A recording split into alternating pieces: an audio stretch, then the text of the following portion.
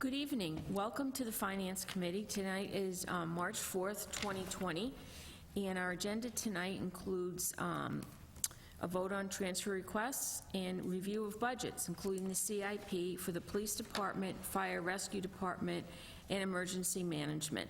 So why don't we go right ahead and start with the Police Department budget. And Lieutenant Harrigan's here. Would you like to come up to the desk here and give us the highlights?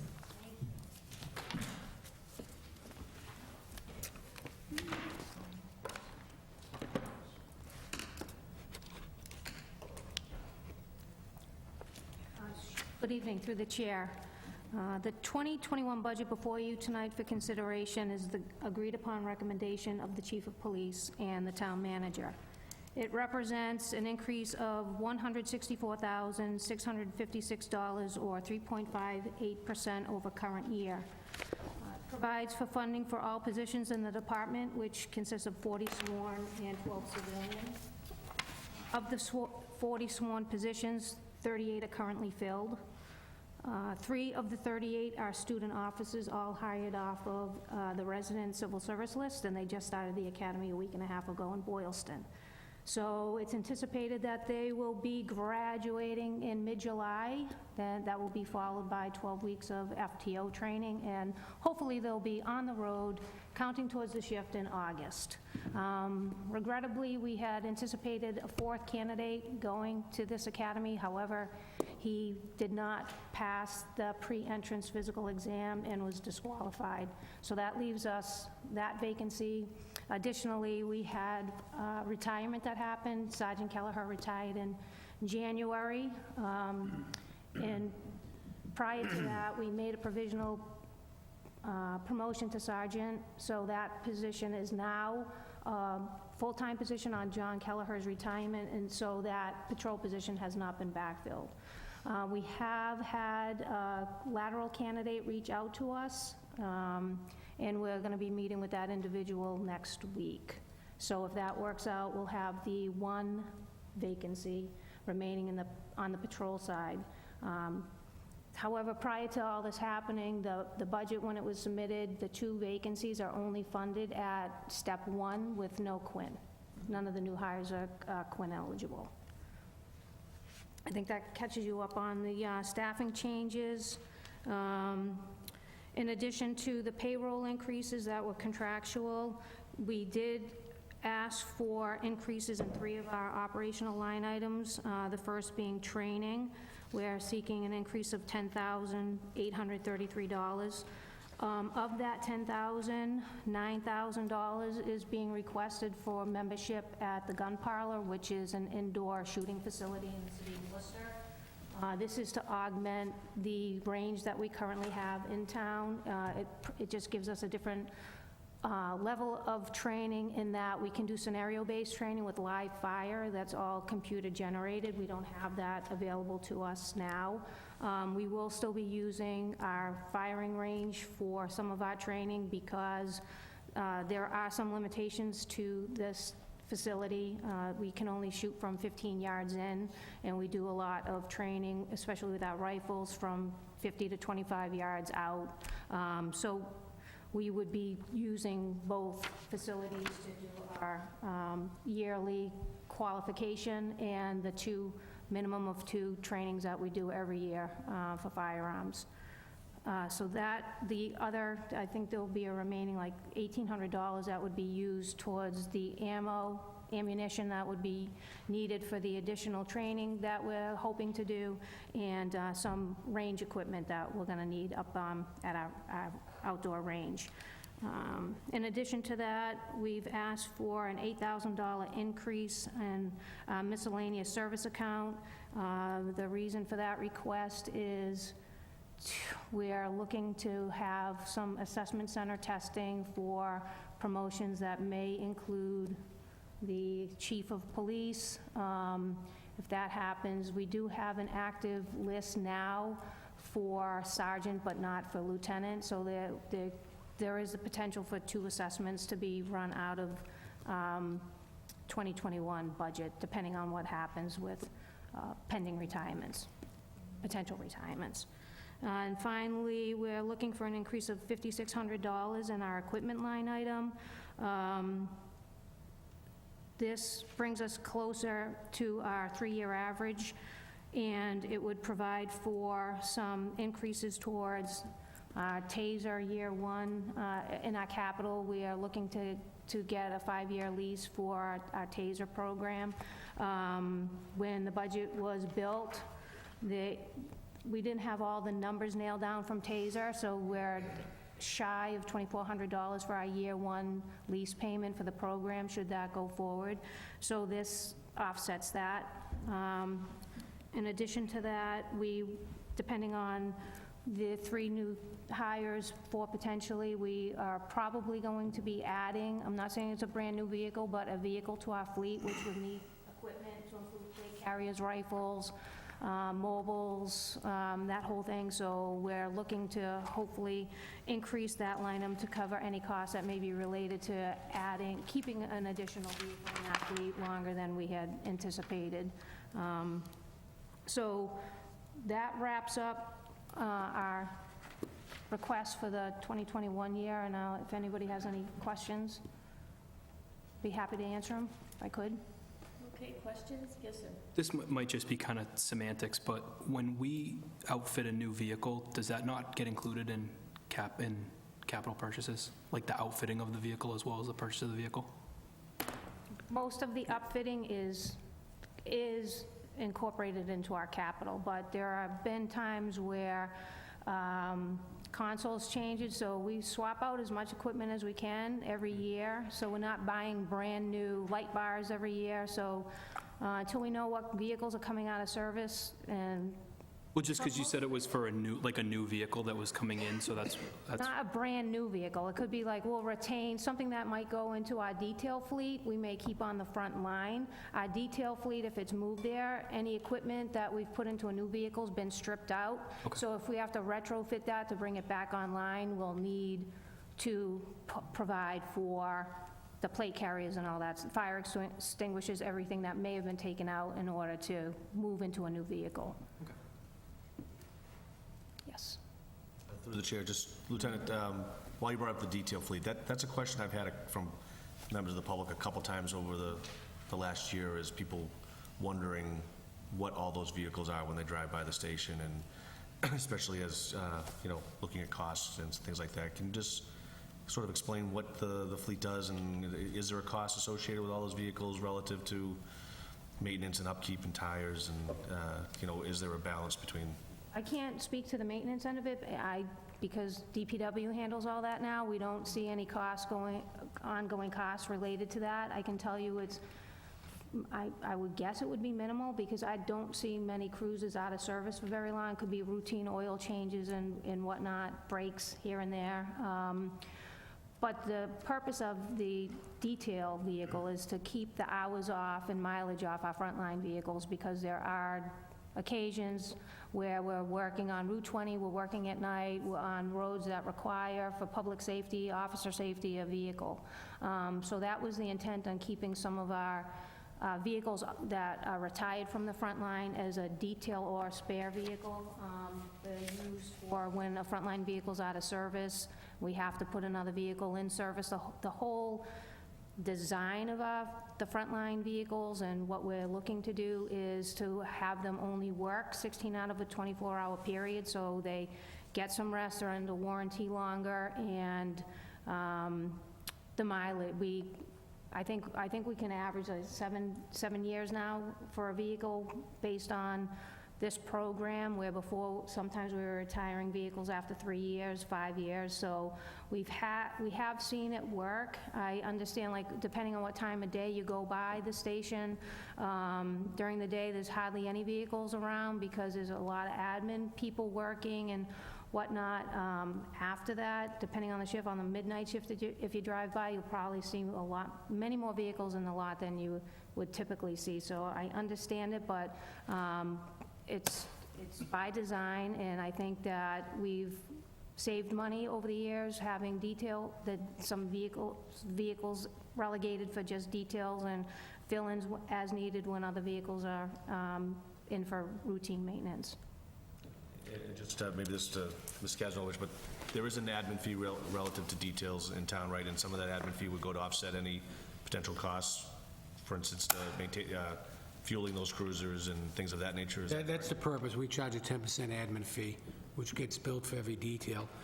In addition to what Lieutenant Harrigan just offered you, I can tell you, since we started our own fleet maintenance program, we've extended the life of our vehicles, not only in the police department, but across the board, because of the aggressive nature of the vehicles being maintained, and not sending them in when something goes wrong with them.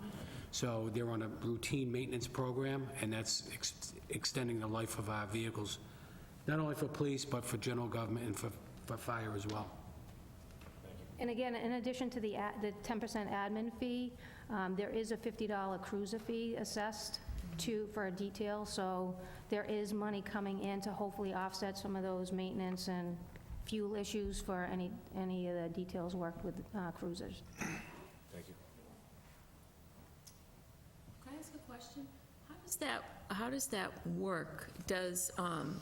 Because I can see that the money that comes in for the detail work goes in the general fund, and then where's the appropriation come from? Well, the appropriation is under fleet. Okay. We know that we're taking in an amount of revenue as a result of the admin fee and the cruiser fee, so we're able to increase. Just comes out of, When we started billing, we increased the appropriation. all right, thank you. Questions? Yes, sir. Just one additional, so the new program, you're located with the facility in Worcester for the range. Memberships for all members of the sworn members of the department, and they're able to utilize those memberships outside of the training dates as well? Yes. So they can go on their own time with their own ammunition and get some And they can practice bring a time? guest as well at no charge. So essentially, I want to say it's capped at 14 hours of additional training beyond our department-wide training, and then another 10 hours additionally for the trailer, so the scenario shooting. So total of 24 hours of additional training that we're able to use. I don't know if everybody's aware, but the range in town, we're not able to use it on the weekends, and that was an agreement made way back when the range was put up there with the abutters. So we've been abiding by that, but a lot of the guys and their families would like to shoot on weekends, so this offers them another opportunity to do that and keep us in compliance with the understanding we have with the neighbors, so.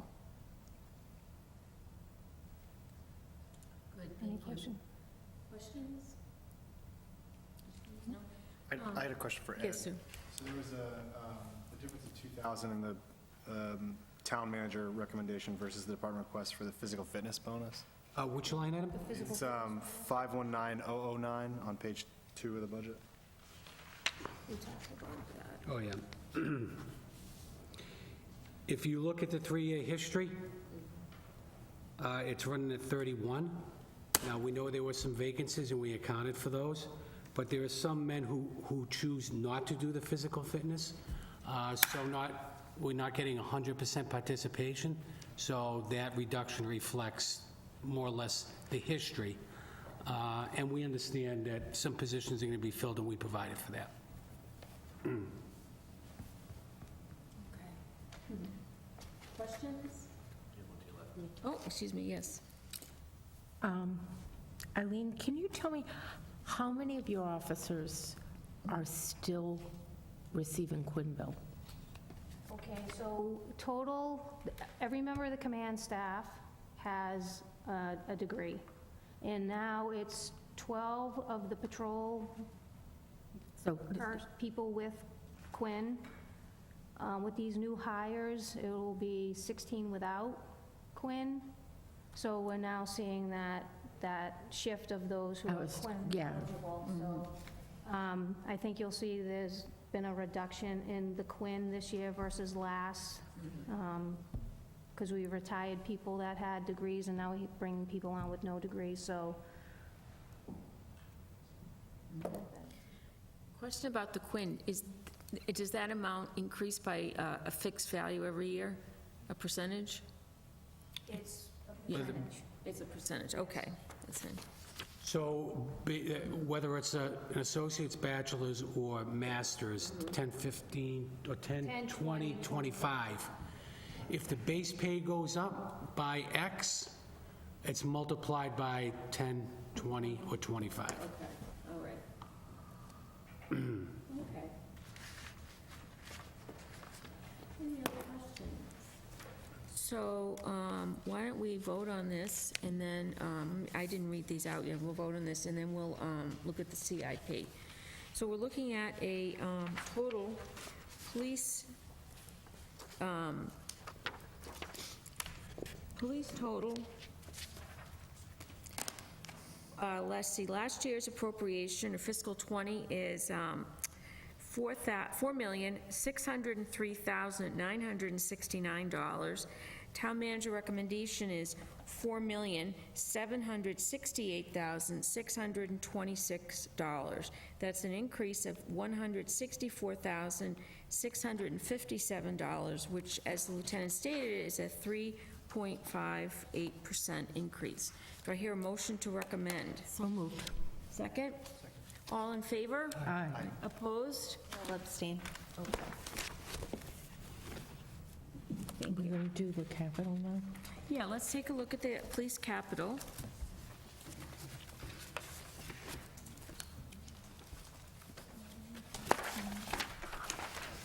See if we have any questions. We'll vote on the capital in its entirety later on, in a few weeks. But let's see if we have any questions for the lieutenant.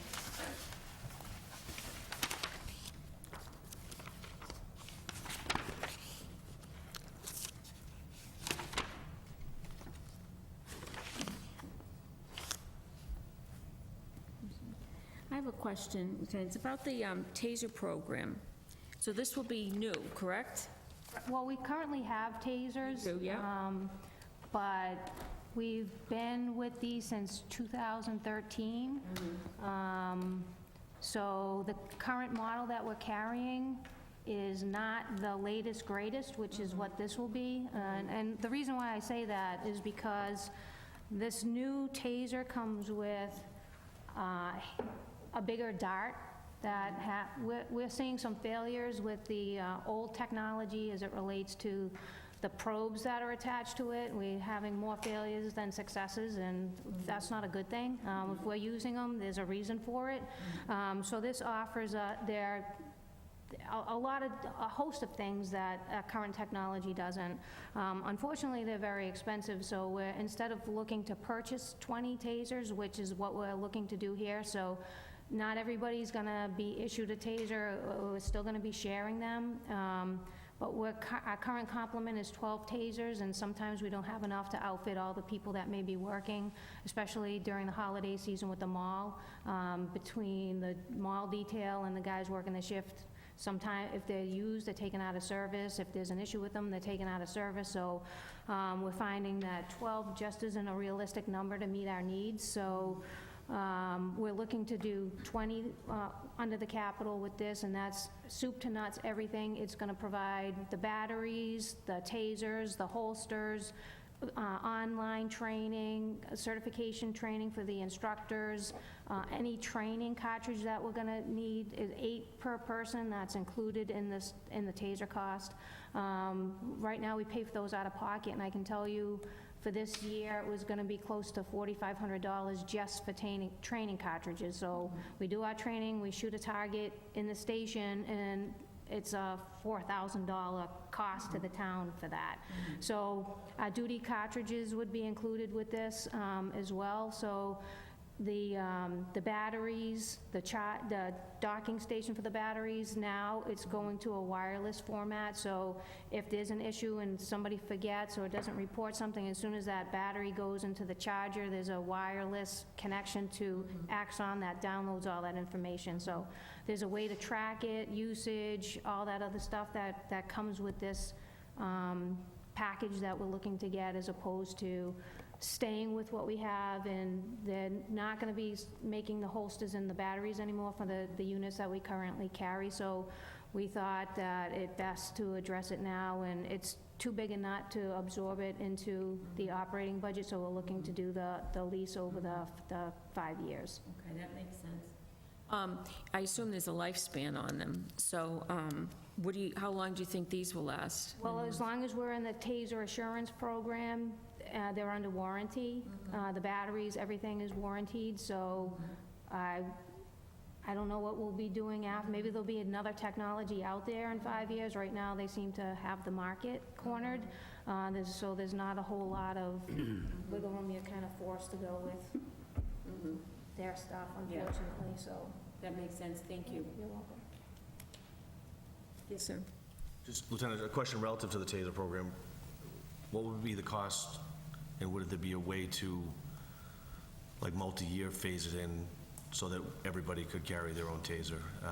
As it is a use of force equipment, and obviously things are maintained better when you have your own Right. issued one as opposed to handing it off back and forth, and,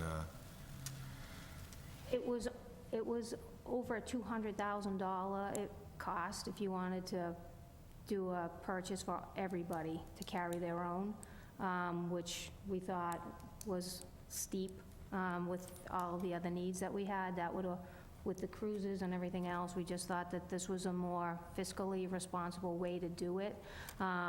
We haven't had a whole lot of issues with equipment breakdown as we've been working the tasers now, sharing them between all shifts and details and all of that. So in talking with our taser people, in-house taser people, Officer Gustafson, he seemed to think that this was the better way to go for us right now. how many, I just see that it's over, it's spread out over multi-years, so the cost of the program over the 5 years, is that what we're seeing across the spreadsheet? So that's what the year one payment, although it's in the capital for, I think it's 11.9, it's going to be 14 with the new number. I think it's totally $14,277.40 for the year one payment, and then it's $19,200 going forward from there for the 5 years.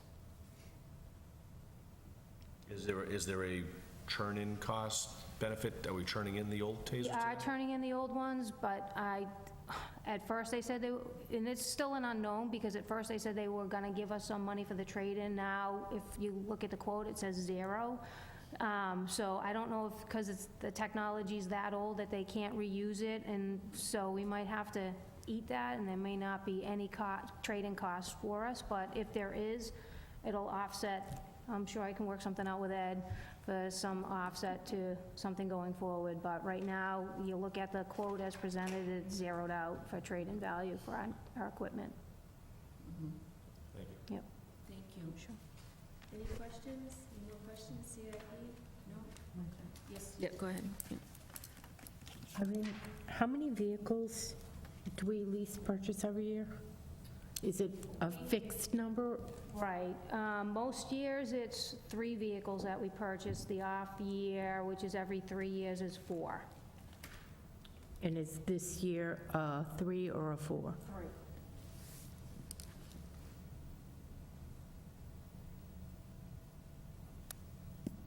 Okay. What's the video system upgrade?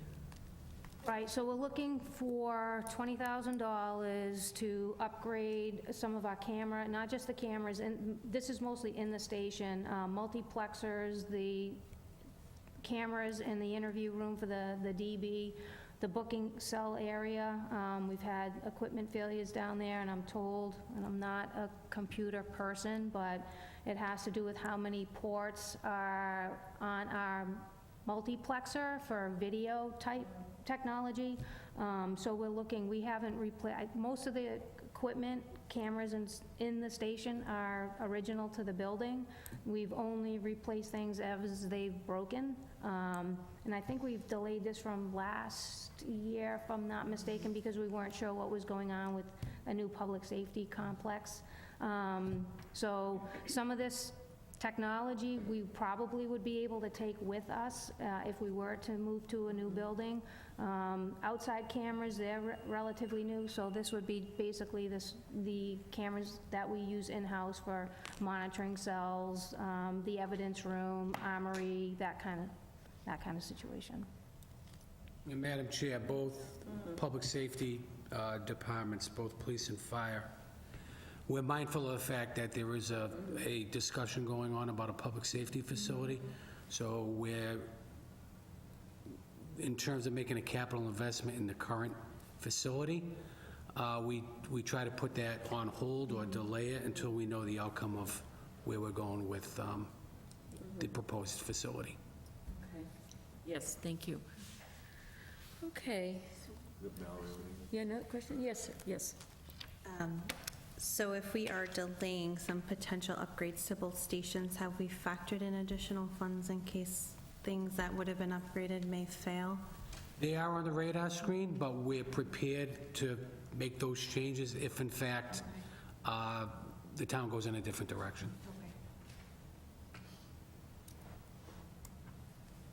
Chair, just a question Yep. relative to that. So anything that's on the CIP that we see relative to the police, cameras, dispatch consoles, any of those things, are those things that we've already set in place, so the dispatch consoles are all new? Is that, because I see one in the 2020? Right, so that project has started, the dispatch console project. So there have been CIP funds, because that was another 5-year lease for the dispatch console, so that project is going on as we speak. Again, there's a lot of the equipment that they're putting in there would be able to transfer to a new station. So that's why they move forward with it. I will tell you that the Zetron panels and whatnot in dispatch are original to the building, and we just couldn't wait any longer to upgrade, waiting for this new public safety complex, so that's why they're investing money and equipment in there now. We're having radio failures, there's a whole bunch of reasons, so it's, like, I will tell you, July 1, if this was a tax levy money for the video upgrade or bond proceed, if it's tax levy, we wouldn't be looking to spend that in July, August. It would only be like, okay, it's a liability now because we can't monitor the cells. We have the money, let's do it, just till things play out. And I'm sure whatever you're purchasing now would be what you would be able to transition over to the new facility. It would be the technology and consultation. Right, if it makes sense to. It might cost more money to tear out the stuff and try and retrofit it into a new building if they say, like, the camera costs have come way down in the 3 years since you purchased it, so, but I would think like a server, a multiplexer, all that kind of stuff would be an easy, it's like plug and play as I understand it, so we'd be able to take that with us. Or they could be utilized in another component of town, whether it's town hall or other facilities, or maybe so. Okay, thank you. Question, Lieutenant. How old is the building that you're in? When did it open? We moved in June of 2000? 2000, yeah, so we're 20 years into it. Thank you. Sure. All right. Anyone? All set? All right, well, Lieutenant, thank you very much for coming today. Appreciate it. And, thank you. So now it's time to switch our book over to the fire department.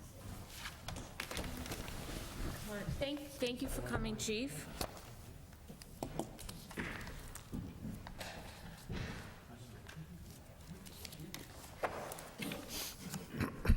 Switching? Oh, I see. I'm just going to move over next to Mike for... I thought the chair was too short or something. Plenty of room. Plenty of room.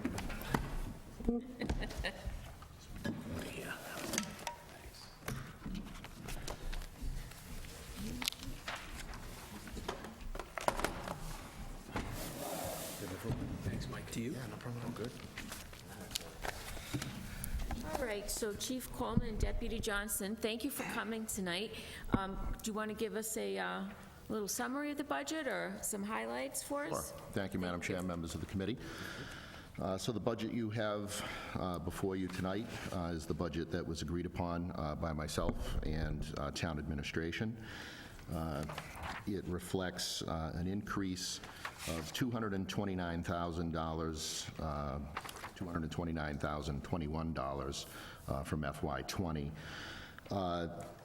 The large portion of that, with the exception of about $3,000, is due to contractual obligations. All contractual obligations within the department have been adjusted for July 1, with the exception of the deputy chief's salary has been adjusted by the COLA. But if you had looked at the letter that I had received, and you will see that my original request for the position was reduced because the town administrator is conducting a salary survey for all the bylaw employees. I will just say that there is a large discrepancy with the salary for the deputy chief's position, so we're hoping that that is addressed in the salary survey. So outside of contractual obligations, the only new line to the budget that I requested was second from the bottom, the health and wellness line, for $1,340, with the exception of that, and the medical supply line for just $150, which comes out of the ambulance receipts. The only increase that I requested this year was the $1,340 for the health and wellness line, and we can talk about that as we go down. So this, again, funds all obligations for a total of 40 sworn members of the department, 36 of those operational on the floor, 2 in the Bureau of Community Risk Reduction, the chief and myself, with 1 call firefighter. You will see, do you have the color copy with the highlights? So last year, some of the questions that came up during the budget presentation, Mr. Kennedy asked of one specifically as far as where our technology comes from. This budget has not changed in many decades. As the department has grown and operations have changed, we were still working within the same budget format. So a lot of the things didn't, the reality is that we didn't have an information technology line. So this year, I took a look at all of the line items and figured out, between IT and professional development and, health and wellness and all of those things. And we made a better attempt to define, and we kind of used the police department's budget as a model with the line items that they had to try to better break that out in terms of what is spent where. So you'll see on your copy, the yellow highlights are new line items. The green highlights are just name changes to the lines to make it, again, consistent with the police department, so there was some parity there. And then the blue lines are lines that I'm recommending be deleted over time, but these line items will have to remain on the budget for several more years until, they get phased out. So you will see some new lines. So at the end of the day, the budget total remains the same, but they've just been broken out for definition a little better. That makes sense. Thank you. Do you want to tell us about, or I have a question, what is the health and wellness line? Sure. So the health and wellness line, last year, Massachusetts became an OSHA state. We've always been an OSHA state for the private industry, but public sector has been rolled into OSHA, which does affect police, fire, DPW. In order for me to put a budget proposal together that could tackle all of the OSHA requirements that we have in year one, it wouldn't be feasible or responsible, so I'm trying to phase this in. So we've created the line item in the first $1,300, $1,340 that's in there. We'll be able to provide the annual hearing testing that I'm required to do now under the new OSHA standard. There is a company here in Auburn that does the hearing testing on site, so that's what that money represents. And my intent is that over the years, I will slowly, build up, tackle a piece on an annual basis. So next year, we're already doing some of the respiratory stuff. There's some fall protection stuff that we'll probably tackle next year. So we'll sort of identify it in terms of priority, and then on an annual basis, just, try to chip it out. Some of it, the good news is just by nature of the profession, a lot of the OSHA standards are safety related. That's our business. A lot of what we do is already prevention. So we're in good shape. The bulk of this is going to come from really testing that we were never required to do before that we'll have to do now. Okay, questions? Yes, yep. Chief, I note that the SAFER grant, it's providing $91,000 towards the career firefighter line item. How many firefighters are we hiring or have we hired through that grant? Sure. So on January 1st, we appointed 2 new firefighter paramedics off of the SAFER grant. So as you know, year 1, the federal government picks up 75%, we pick up 25%. So this budget does reflect that 25% translates to $30,000. So the town share of $30,000 is in the firefighter line, and this $91,613 will be requesting our first payment from the federal government probably the first week in August. We're going to do it quarterly, probably end of March, actually. So the end of March, we'll request our payment, and then that money will go into an account, a special revenue account that the CFO has set up for federal grant tracking, and then that will be applied as an offset. So the first year's 75, the second year's 50, or? It's 75-25 for 2 years, Oh, okay. and then it goes 65-35 for year 3. 5 for the town, 35 for the feds, year 3. And it's a 3-year grant? Correct. And then the town owns the That's whole- correct. As a point, this budget, because we added the positions, but we've also had, with some people moving on, and we have people that are coming in at lower steps. So when we kind of looked at it, the budget has always offset 10 positions with benefits. We took advantage this year of the $30,000 for the new payment. So this year's budget, we actually picked up 12 firefighters with benefits out of the ambulance receipts instead of the normal 10, including all EMS costs. The EMS operation for the department is 100% funded through the ambulance receipts, including capital and normal medical supply operation, all of those things. I know the Finance Committee typically likes to know this information. In FY19, our final collection was a little over $1.5 million. It was $1,527,624. And then we are still collecting for FY20, so we only have data for 7 months, and we'll be collecting well beyond June 30th, but we've collected a little over $1 million in the first 7 months for FY20. So we're in good shape. We'll talk about it when we get to capital, but we have a new ambulance purchase that's coming this year, and that money will be 100% funded through the ambulance receipts.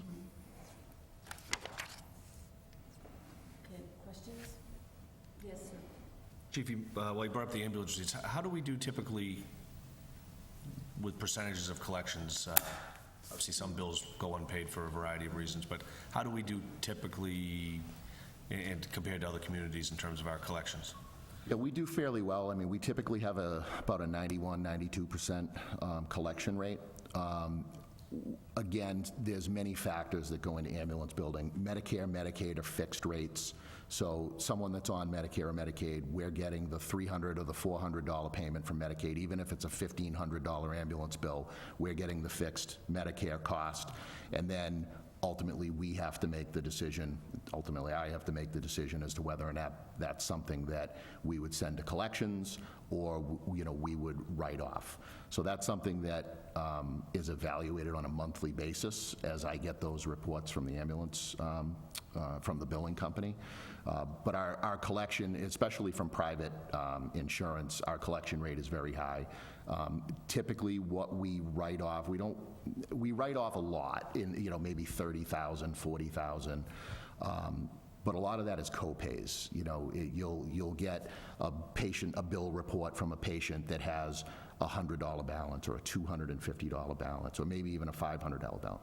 And ultimately what that is that's the deductible. That's the deductible on their insurance. And typically that's something that I just write off. I'm not chasing a resident for $200. So that's something so we have some built-in losses over that. And then there are just, between transient population, people that don't live in the community, there are some bills that we're just, I've sent them to collections, but I mean, I have some, calls that date back to, 2016, just waiting for them to, try to get a mortgage and realize that they're in collections or something like that. So there's always that certain percentage that are kind of left out there, but most of the time, within the course of a year, we have the bulk of some resolution to whether or not it's going to collections, it's written off, or it's collected. But our collection rate is over 90%. That's a great number. I didn't expect it to be that high.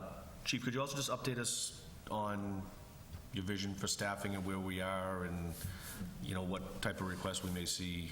This seems like a pretty good year in terms of the grants are taking a good chunk, but where are we currently? Yeah, that's a great question. Thank you.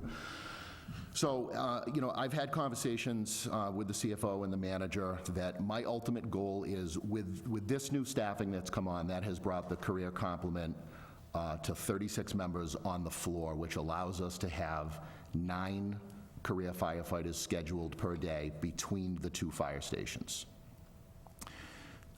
Ultimately, I would like to see us get to 10, which would, because again, you have to remember that every time we add someone, it allows us to reset our minimum. So when we ran with an 8-member group for many years, we allowed 2 people off, our minimum was 6. Moving to 9 allowed us to reset our minimum to 7. Moving to 10 would allow us to reset our minimum to 8, which again, with the equipment that we staff, the call volume that we're running, it would allow us to safely maintain an engine with 4 firefighters, and then staff 2 ambulances. And at some point, I mean, we're not at that point today, although if I really sat down and thought about it, we could be, but just staffing-wise, we can't do it. At some point over the next 3 to 5 years, we're going to probably have to look at a staffing plan to maintain 3 ambulances around the clock. Right now, we maintain 2 around the clock, but we have mutual aid. We have ambulances responding from the hospital back to town. We have mutual aid in town on a, if not a daily basis, on a weekly basis. So over the next 3 to 5 years, I think that as a department, we need to look at staffing a 3rd ambulance regularly, which 10 people would allow us to do. In my conversations, with the manager, it's not even something that I'm going to be looking for in next year's budget or the budget after that. I understand that, revenue has to be available in order to accomplish these things. What I will probably be waiting for is the 40B housing project on Blaker Street to be completed. And at the completion of that project, which is really 4 years from now, that's going to be an infusion of about $1.3, $1.4 million into the general fund. And, I was at the table, I was probably first in line at the table when the developers were before the Board of Selectmen, saying that my department was probably going to have the biggest impact outside of schools, because that's not known. But outside of schools, my organization was going to have the largest impact in terms of call volume and the types of facilities that they're going to have up there with the 350 unit. It is going to require an annual inspection. So my code compliance office is also going to have to be there on an annual basis in terms of inspections. So, beyond that, I really don't see the department growing at this point higher than 10 a shift, which would allow us to have 8 a shift, which in reality is what, providing we were, everybody was in, that's what we've been running on a shift for the last 15 years. So I don't see it growing beyond that, but I won't be before the Board of Selectmen or the Finance Committee until that funding mechanism is in place. And I think that 40B housing project is the right funding mechanism, especially for our organization, where we're going to probably have the brunt of what that development is going to bring to the community. So just one last question. Through the presentations on the public safety facilities, we heard a lot about cancer concerns in the firefighter profession. Where does that fall as far as health and wellness and as far as cancer screenings, things of that nature? So the town meeting, when they appropriated that generously, that was actually paid for out of the ambulance appropriations account, that $23,000. So it's our intention to do that cancer screening every 3 years. And we would most likely just put an article on, as we did, to fund that out of the ambulance appropriations account every 3 years.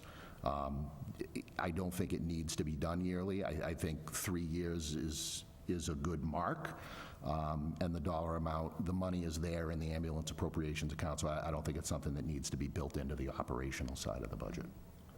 Thank you. Chief, talking about your calls, do you have breakdown of the number of calls per year, or broken out by, like, medical calls and fire or accident? Is accident considered a non-medical call?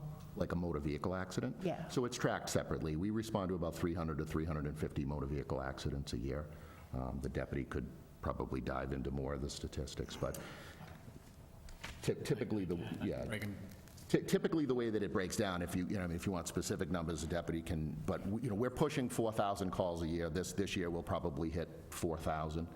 Out of that, we probably do somewhere around 1,300 to 1,400 fire-related calls that have no medical component, and then the bulk is medical. 2,100 EMS calls, I believe, somewhere in that ballpark. I can get you the actual. No, I mean, close enough. Have you seen since the Reliant Medical Facility opened at the mall, have you seen a dramatic increase in the number of medical calls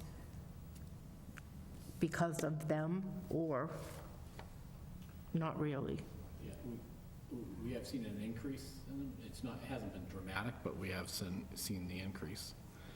Actually, the biggest increase has been more Ready-Med. Okay. Ready-Med and... Been there, I think, 4 times today already. What's important to understand, with these types of facilities is the law allows some of our medical facilities in the community to contract with a private ambulance company who they could call, but the state regulates what types of calls they can come in for.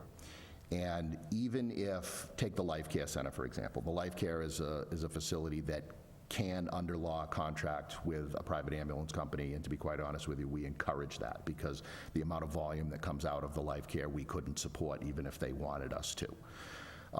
So 90% of the ambulance calls that come out of the Life Care are done by a private ambulance company. But the law requires that when they have certain types of medical emergencies, priority 1 or priority 2, that are immediate life-threatening emergencies, that they're required to call the 911 provider. Now, typically what happens is a place like Life Care, they don't want their employees making the decision of should we call Auburn or should we call here. So they 100% of the time call their private ambulance provider. And then the private ambulance provider's dispatch triages that call and says this needs to go to Auburn.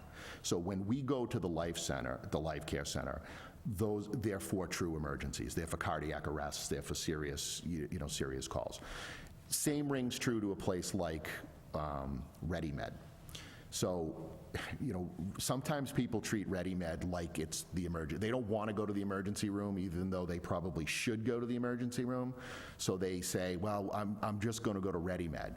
And people walk in and say, well, what's the problem? Well, I'm having chest pain. How's the pain? Well, it's 10 out of 10 chest pain for the last 2 hours.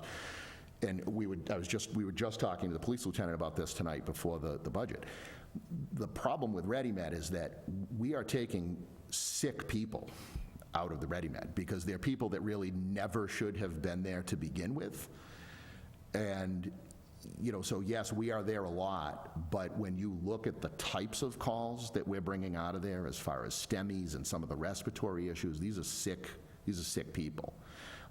So they've definitely had a larger impact than Reliant. Again, Reliant is one of those companies that they can contract with a private ambulance company, and typically when we go over to Reliant, it's for a trip or a fall, or it's for some other type of medical emergency. So, yeah, anytime you bring a medical facility in, you can expect some sort of an increase, but Reliant is one of those, or the ReadyMed is one that they don't use the private ambulance provider, and not saying that they shouldn't, but they don't have the ability to use their private provider as much as other facilities because they're sicker people.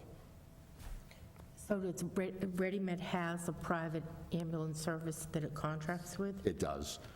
And occasionally they get to use them if it's somebody that's, like, let's say a kid with a broken arm who needs surgery. They're not going to call us for that. They'll call a private ambulance provider. But cardiac, respiratory, all of those types of people that are in, flash pulmonary edema, those kind of things, they're calling 911 and we're transporting those patients.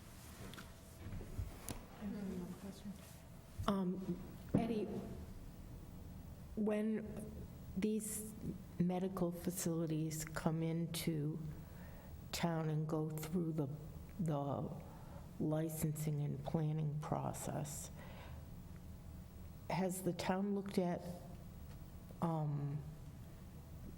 some sort of a fee for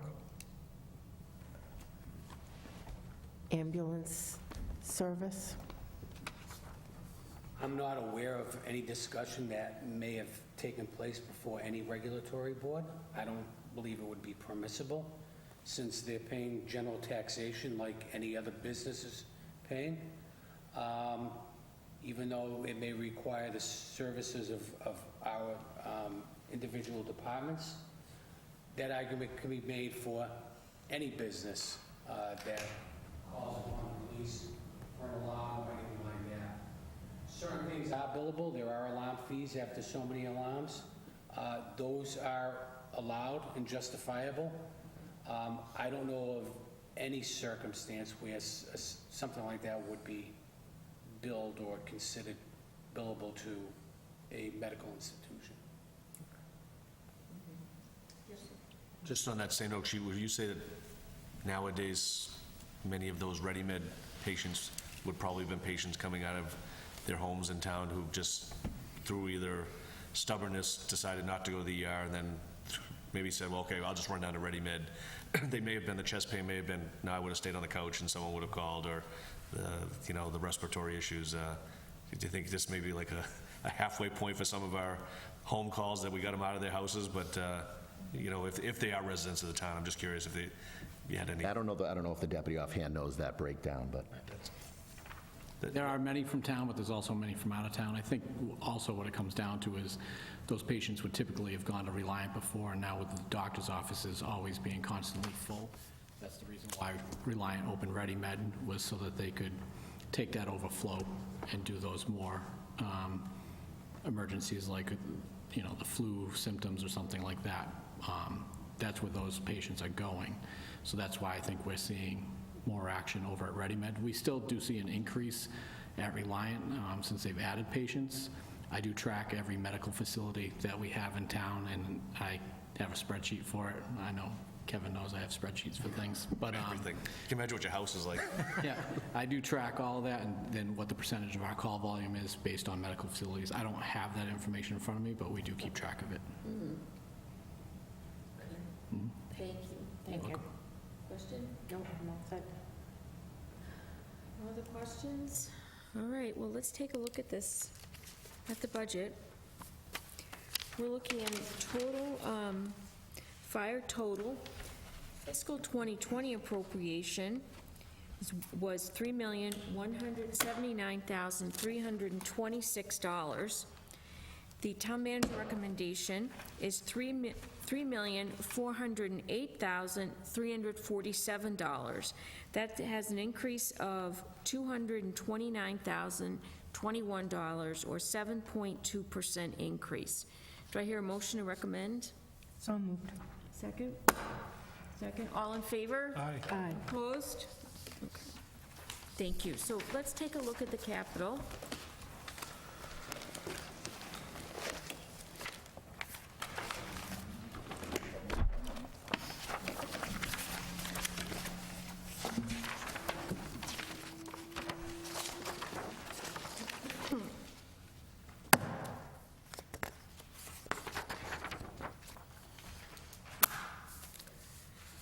Chief, I have a question about ambulances. Sure. So we have 2 ambulances on the road, and do we have a backup ambulance also? So we do. We own 3 ambulances. We staff 2, which means 1 is a spare. The deputy and I just made the decision, believe it or not, as early as today, that the new ambulance that we purchased this July, we are going to be keeping one of the ambulances that we have, so we maintain 4 ambulances. Again, they're paid for outright out of the ambulance, so we own them. With what we're going to get on a trade-in value, it's not worth trading it in. It's a busy service, and we are finding, we were in a situation last week where we had 2 ambulances out of service, so we only had 1.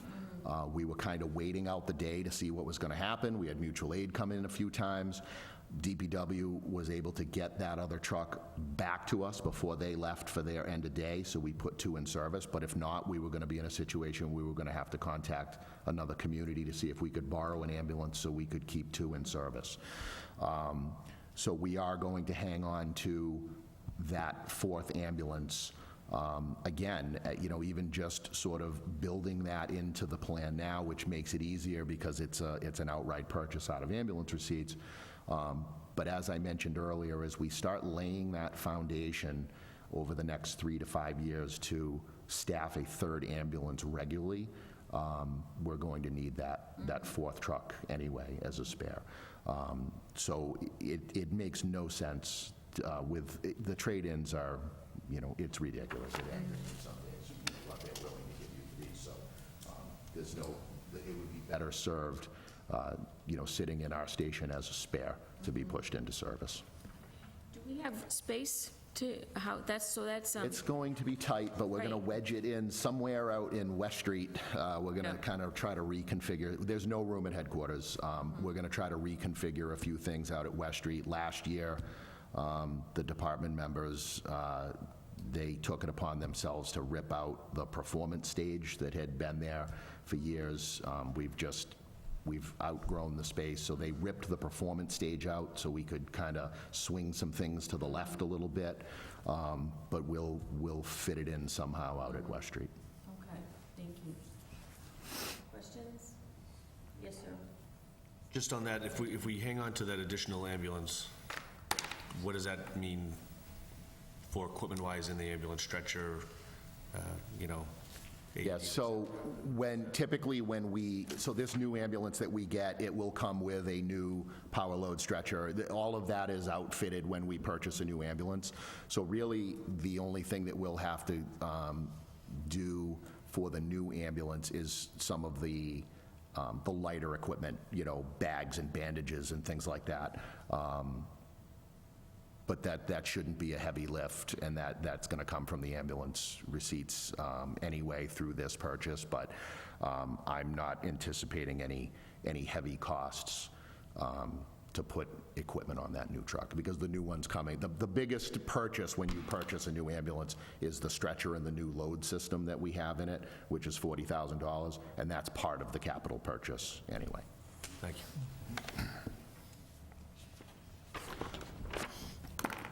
Questions? No. All right. Well, thank you very much. You're very welcome. Chief and Thank you. Deputy, thank you. And again, we'll vote on the CIP in its entirety later. Okay? Very good. Have a great night. Thank you. Thank you.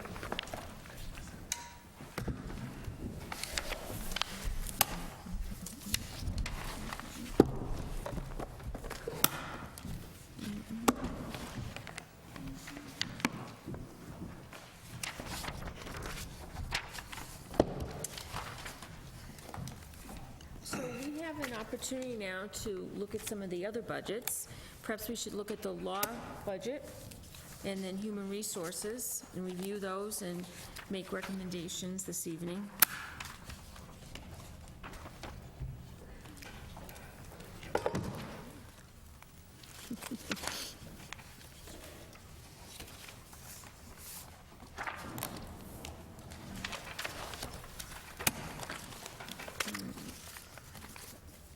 All right.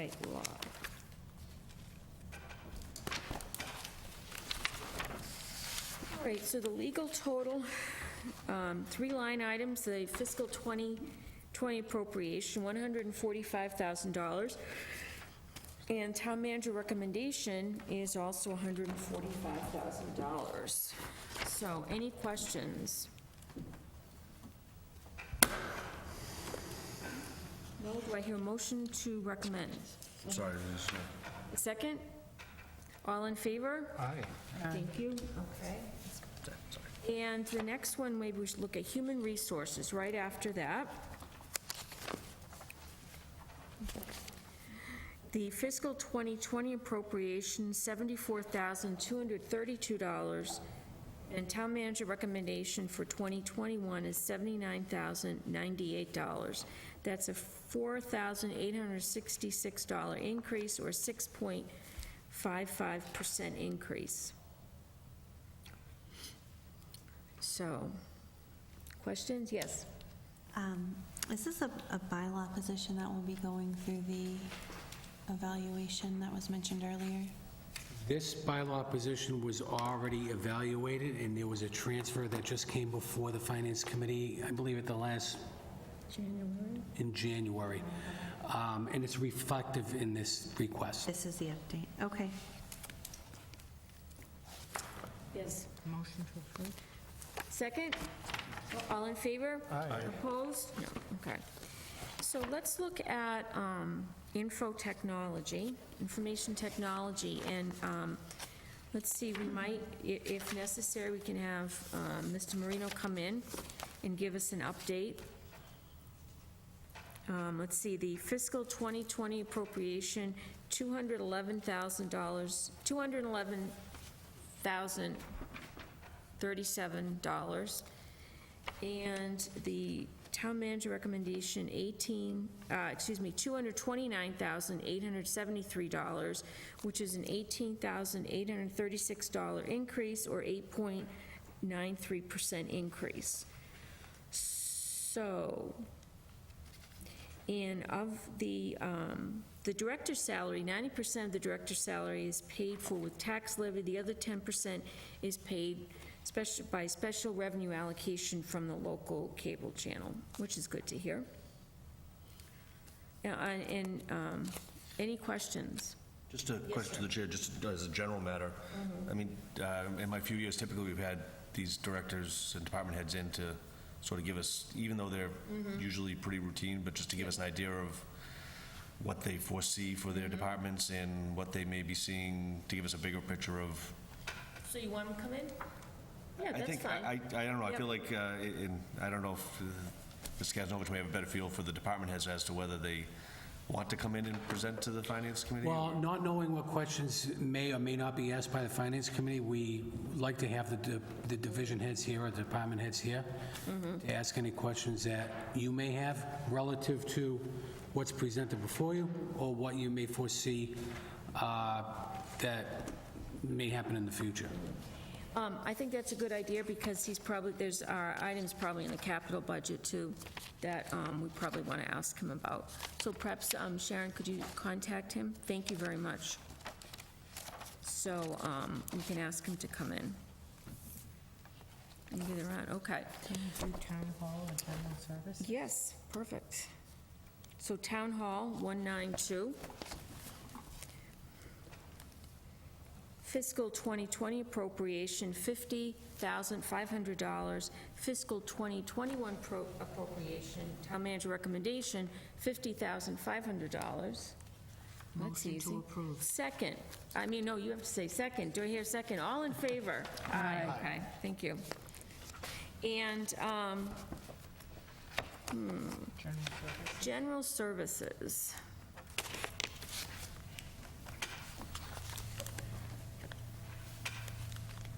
For the fiscal 2020 appropriation, $1,480,978. The town manager recommendation is $1,441,871. That's a decrease of $39,107, or a 2.71% decrease, and that's because Mr. Kastanovich has already told us that the part of the postage cost is going over to the treasurer-collector department. So, yes. I see the insurance and bonds line is up 20 grand. Yes, I think we informed the Finance Committee of pending litigation, which we believe will have an impact on our premiums for the next fiscal year. Certainly, it's too early. We won't know until May, mid-May, end of June, so this may have to be adjusted at a fall town meeting. Yes, question. Is this all insurance, like including insurance for fleet vehicles and so? Workers' comp, general liability, personal property, motor vehicles. So should we anticipate an increase from keeping a fourth ambulance on fleet as well? I probably should have thought of that. Oh, for the additional ambulance? It's not going to be that significant, no. Okay. Thank you. Okay, yes, sir. Can you just discuss, so we've just implemented the streetlight program. How does that affect streetlights and then electricity, I guess, if they go hand in hand? So part of the LED streetlight replacement program projects a savings, I believe, of like $50,000 to $60,000 annually. Certainly, we have no history on that at this point in time, so I didn't want to reduce it significantly. So that may offer us some flexibility. The project was recently completed, so we have no history to rely on. We won't know for another year. I think it's too early to assume that that entire savings is going to be realized over the course of the fiscal year. And also on the gas, oil, what did you base did you shoot high, basing on a high per gallon price, or how do we get to the 190? Did you budget high for? I'm looking, no, I base that on what we're currently paying now. And so we're running at about let me see if I provided any notes here. I think we're running at around $180,000 annual cost. Certainly, if the prices hold or go down, we'll be okay. But then again, if prices go up, we're going to have to make an adjustment to that in a fall town meeting as well. The budget, is it based on the yearly average per gallon sort of price, or price of at the time? We look over the past 12 months, and we look at any potential economic disruptions that may drive that price one way or another. And that could happen overnight. We just don't know. Question? Motion to approve? Yeah, just a question. Now, looking back at that insurance and bond line, that doesn't include the Mary D. Stone cost, does it? Or does it? No, the Mary D. Stone cost, we provide that insurance coverage through that outside article. Oh, okay, gotcha. So we had $46,000 for both schools. Now, we know for the next fiscal year, we're expecting a transfer of title sometime in June. Mary D. will fall off, but we still have to provide for cost to maintain JB. So we cut the 46 roughly in half. We did $25,000 as an outside article versus 46, knowing that Mary D. is no longer going to be our responsibility. Okay, thank you. So we have a motion to recommend. Do we hear a second? Second. Okay, all in favor? Aye. Opposed? Okay. So we could look at Norfolk assessment, if you want to go down to that one, 01303. The appropriation is $63,000 for fiscal 2020, and it is also $63,000 for fiscal 2021. Town manager recommendation. I just wanted to ask a question. Is this for one student? Two. This is for two students, so we definitely have two going. And this includes the transportation? Or this is... Yeah, yes. Okay, thank you. Do I hear a motion to recommend? Motion to approve? Second? All in favor? Aye. Opposed? No. We didn't take a look at emergency management, so if we can just go back to that. It's right after the fire, I believe. Emergency management. Madam Chair, may I ask that we Yes. address that at a different meeting, only because we did a recent transfer Yep. at your last meeting to meet current costs. We believe those costs are going to continue, so we may have to make a minor adjustment in one of the line items in the budget. For the generators? Yes. Yes. That sounds fine. We can hold off on that. I don't see anything, go ahead. Solid waste? No. No, solid waste, the contract expires this June. They're currently getting pricing now. We did an estimate, and we have no idea what the market is dictating right now. ZBA? No, that goes under DDI, yes, when we meet with them. How about debt and interest? And pensions? Should we hold off on any of that? I'd like to hold off on that one, just to look at that a little more. Yeah. Anything else? We have a so if we're done with the budget for now, let's take a look at the transfer that we have. We have one, this is under the General Services Department. It's an interdepartmental transfer with $165 requested coming from water, sewer, heating, going to the membership dues line, and this is for MMA Board of Selectmen annual dues. Motion to approve? Need a second? All in favor? Aye.